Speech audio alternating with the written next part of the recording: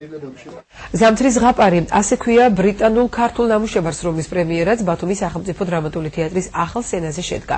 კომედია ერთ მოქმედებად იგნას კორნელისენის პიესის მიხედვით ბრიტანულმა რეჟისორმა ტარეკ ისკანდერმა ბათუმის მსახიობებთან, ზალ გოგუაძესთან, მარინა ბურგულთან, მამუკა მაინგალაძესთან და ია ავახანიასთან ერთად დადგა. ზამთრის ზღაპარი ბრიტანეთის საბჭოს და აჭარის განათლების, კულტურისა და სპორტის სამინისტროს ერთობლივი საშემსრულებლო ხელოვნების განვითარების ხელშეწყობის პროგრამის ფარგლებში განხორციელდა.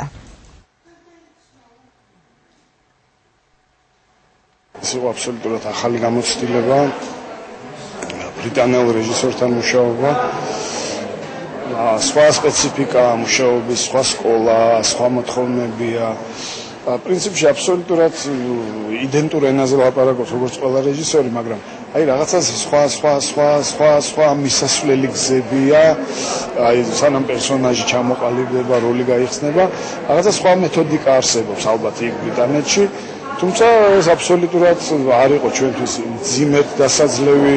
ძალიან ამაყი ვარ იმითი, რომ ბრიტანეთის საბჭოსა და განათლების, კულტურისა და სპორტის სამინისტროს ერთობლივი პროგრამის ფარგლებში შექმნილი კოპროდუქცია ესეთი წარმატებული იყო დღეს. ეს არ გახდა პირველი კოპროდუქცია, რომელიც აღნიშნული პროგრამის ფარგლებში შეიქმნა. ჩემი აზრით ეს იყო რაღაც ახალი სიტყვა ქართულ თეატრალურ რეალობაში. მიხარია ვულოცავ დრამატულ თეატრს სამწარმოებაზე და იმედი მაქვს, რომ ეს თანამშრომლობა მომავალშიც გაგრძელდება. წარმოდგენა მე თავად ძალიან მომეწონა, ძალიან ინოვაციური იყო, ინტერაქტიული მაყურებელთან და ყველას ურჩევ ბათუმელს, ვისაც აქვს შესაძლებლობა მოვიდეს აუცილებლად ნახოს ხვალ ეს წარმოდგენა.